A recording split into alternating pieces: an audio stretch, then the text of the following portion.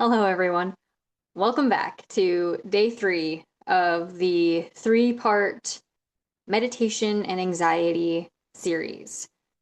My name is Amanda Hathcock. Before I jump into recap, go take a second to subscribe to this channel. I try to post weekly, it's been bi-weekly, sorry, on anxiety management strategies and about living happily with anxiety on the leash. If you are interested in learning more about how to put anxiety on the leash, these videos surely have helped. But also, there's a free 5-day email course down in the description. Go sign up and tell me what you think. Let's dive in.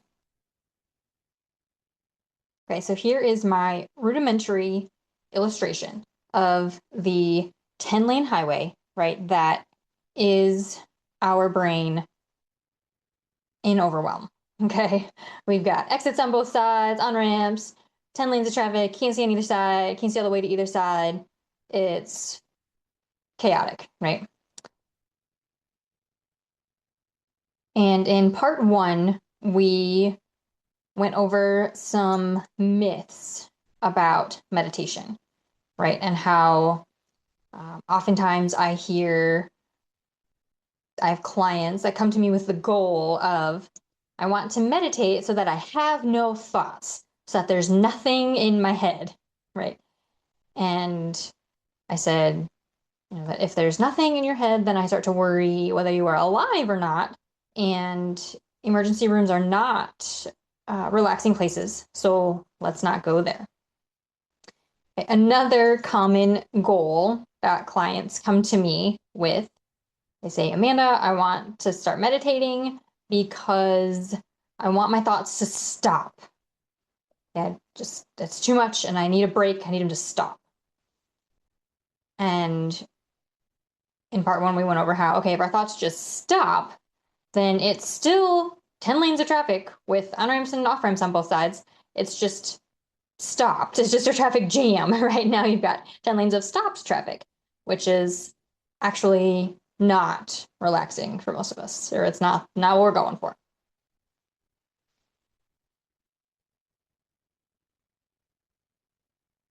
And then between parts 1 and part 2, kind of went over how, okay, so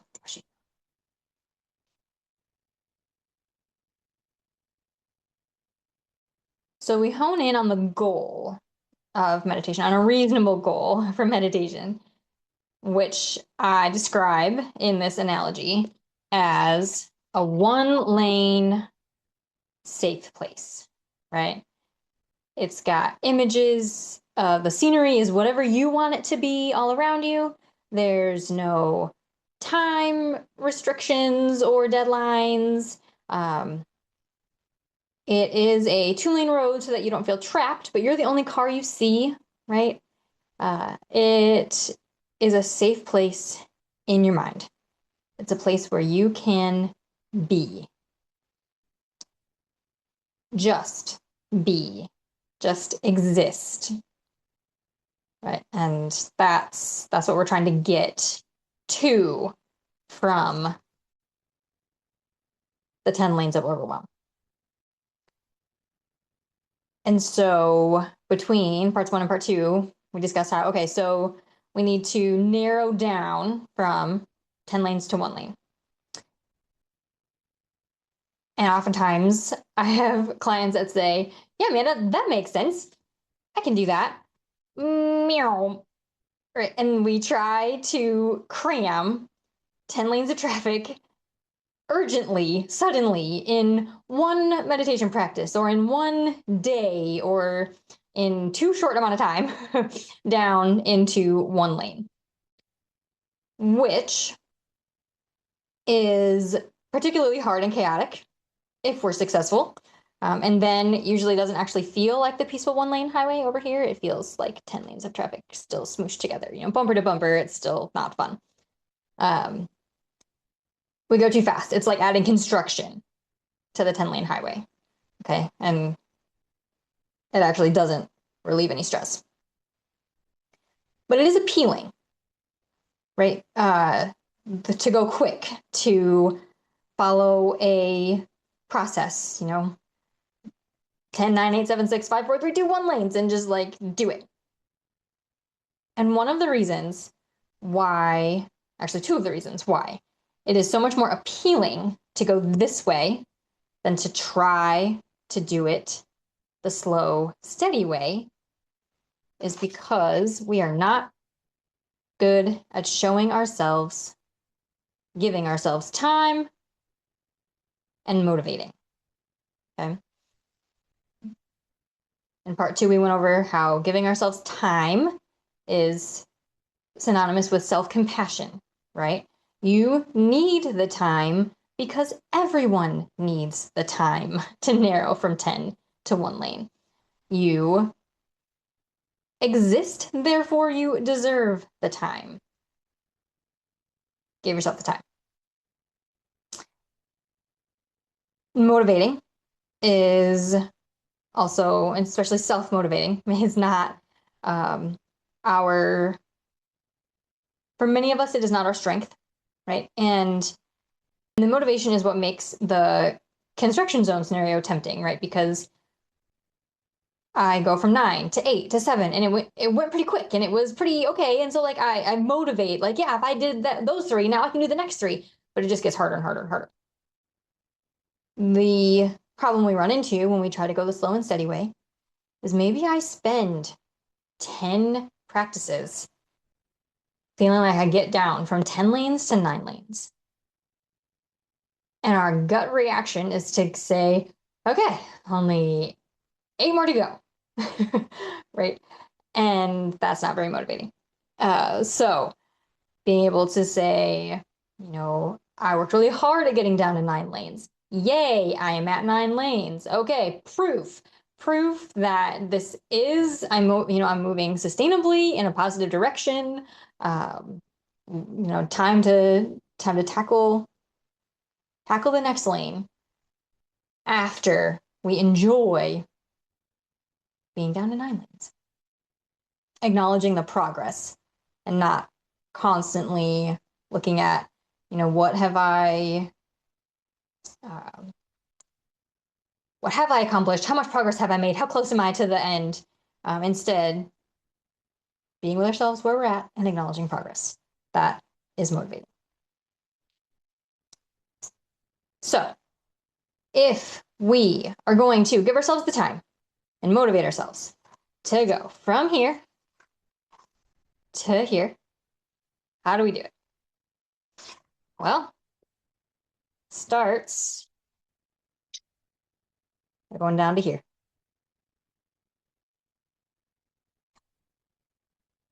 And then down to here. All the way down to here. Hey, we lost an off-ramp.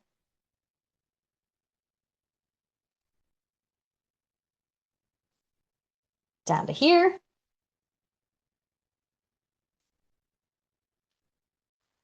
Down to this. And if it is worth me telling you, I should say, since it is worth me telling you, since I am going to tell you to go after this video and go try it, go implement this for yourself, it is worth me showing you all the way down here and here. We're almost there. Hey, took the exit. County road. Okay. All the way to here. And now for the long anticipated answer, I guess, to the question of emergency vehicles. How do emergency vehicles fit into this analogy?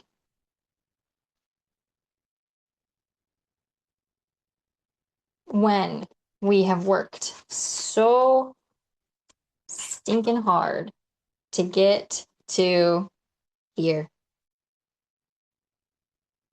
we might be running out of steam, right? We can see the end. We're more than halfway there. It's motivation isn't exactly the problem.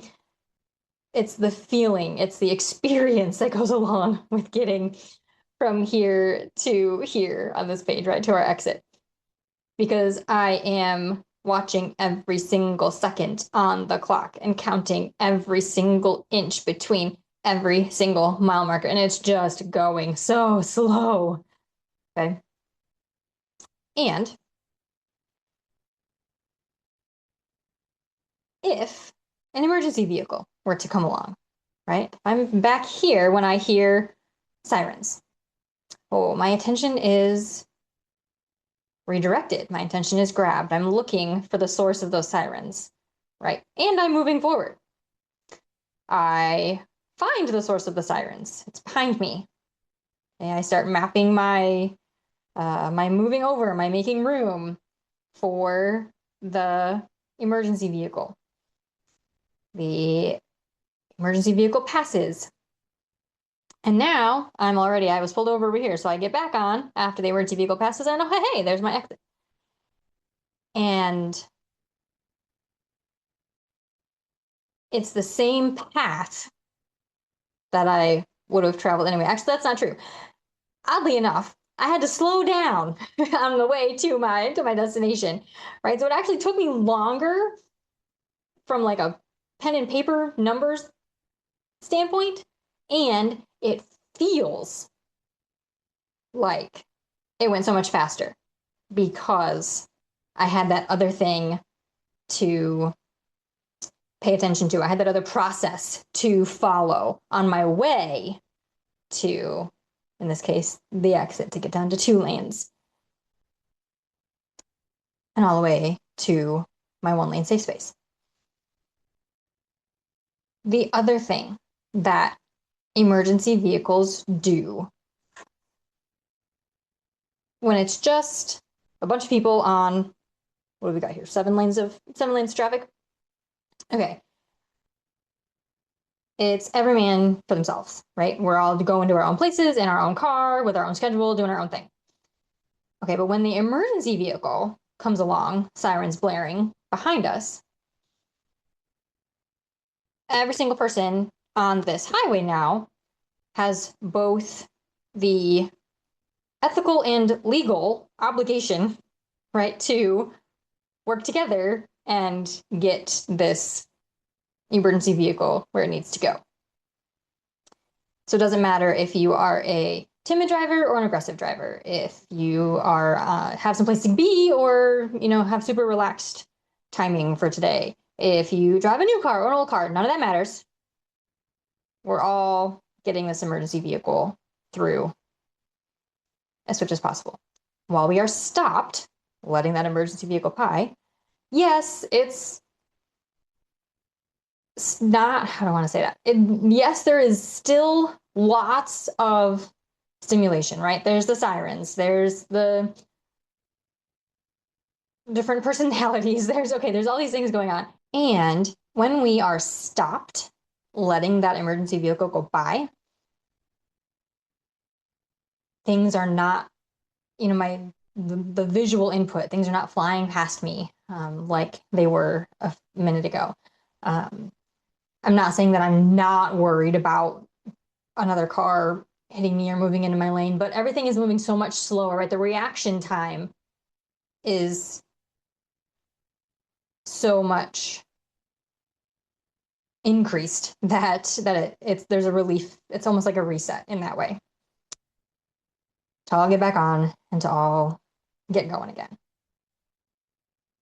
So there's emergency vehicles on the highway. Okay. So I think we're all on the same page there. Amanda, what do the emergency vehicles represent in real life? All right.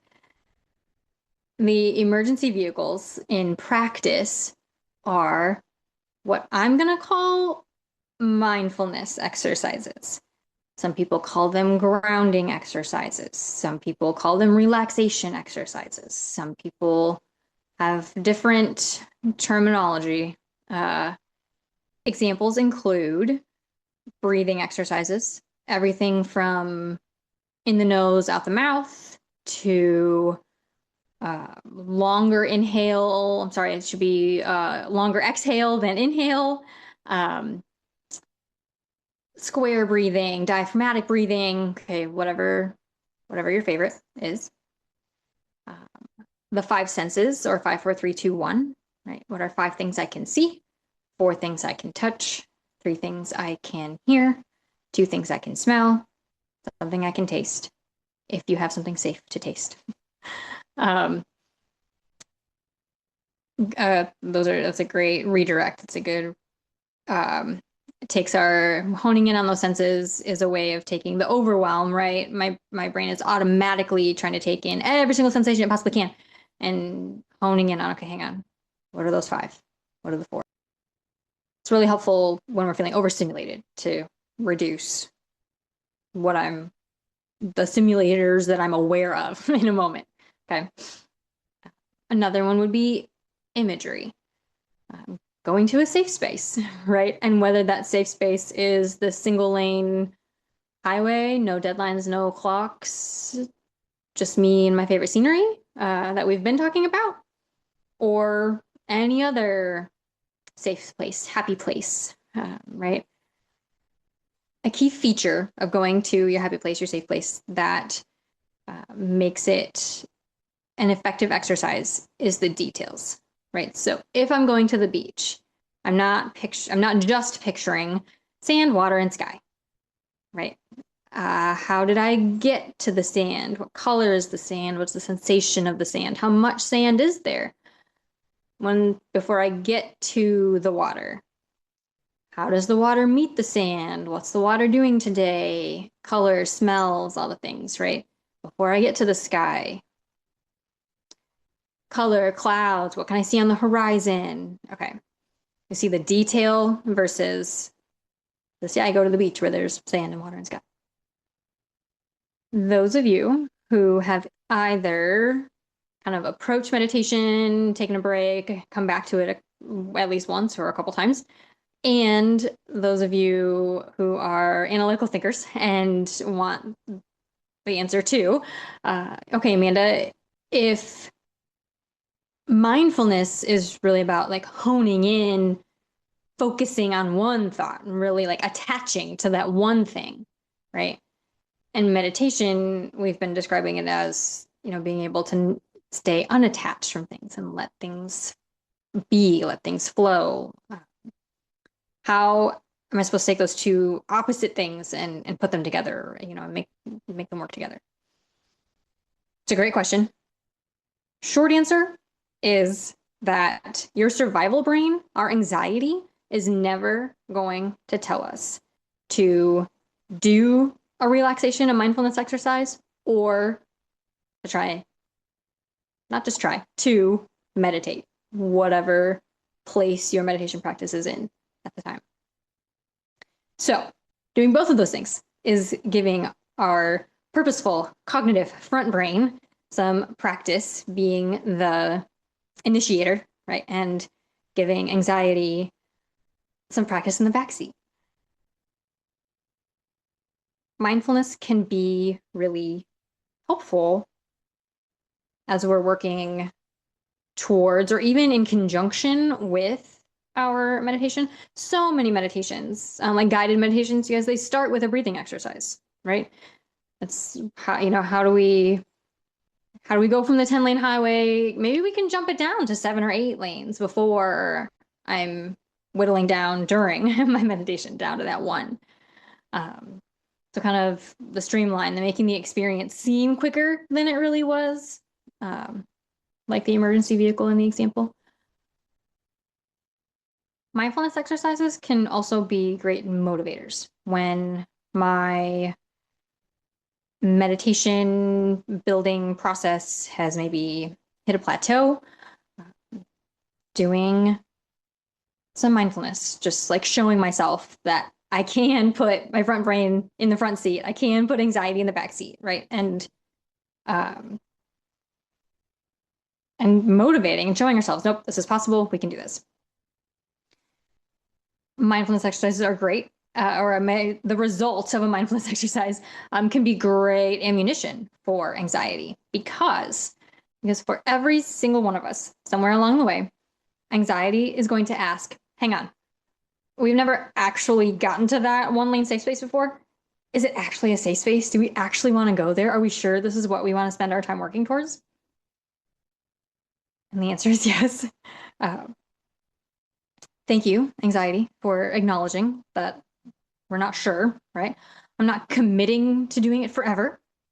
I've committed to building this practice, experiencing it, and then we can reassess. Also, no, we haven't, maybe I don't feel like I've experienced that one lane safe space yet. And dear anxiety, I really enjoy how I feel after a good breathing exercise. I really enjoy how I feel after going to my happy place for 3 minutes, right? And so because of that, or there's my evidence, there's my ammunition that yes, this is something that I'm going to keep working towards no matter what you say. Anxiety. Another thing that mindfulness can do for us, kind of on the motivation, along the lines of motivation, if I've set a goal to practice meditation 3 times a week, okay, and today is my last day to get my 3rd day of the week in, and I'm not feeling it. The situation doesn't allow for it. XYZ barriers pop up. So practice a mindfulness exercise. Breathing. Don't need any tools. 3 to 5 seconds matters. 3 to 5 minutes is permanent in your brain. Use it, we can use that. That's maybe the best emergency vehicle aligning example there is use a mindfulness strategy so that you don't feel like you fell off the wagon this week. You don't feel like you didn't meet the goal this week. Use that as kind of a backup, as a safety net.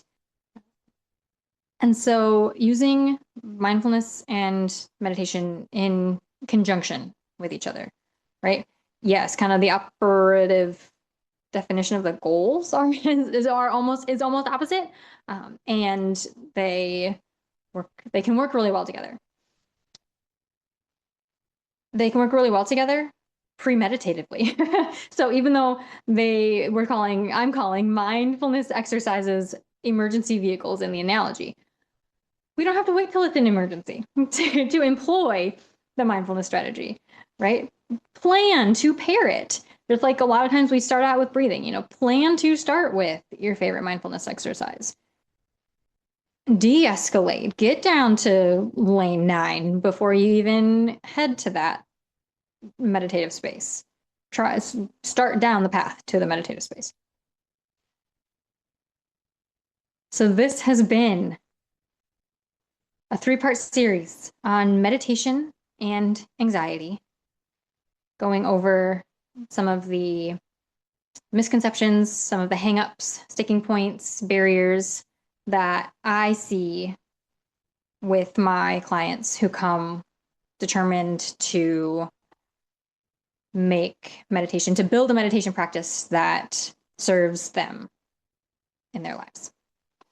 I hope that any small piece of information from the last 3 videos has been helpful to you, has helped give you a different perspective, a different idea, just some self-compassion, some grace for building your practice, which, by the way, your practice is yours. And if it serves you well, then that's all that matters. Everybody's definition is going to be different in the end. Thank you so much for tuning in. I would love to hear your comments, your takeaways. Put them down in the comments, put them anywhere else that you are able to contact me, including through subscribing and staying in touch with this channel. And then don't forget the free 5-day email course down on the bottom, putting anxiety on the leash, because anxiety is instinctive. It's not a bad thing. It's not something that we want to abolish from our lives, but we do want it on the leash, and we want to be going on a happy walk with anxiety on the leash, not living our lives feeling like we are controlled by it. Thanks so much for tuning in. Enjoy your mental safe space.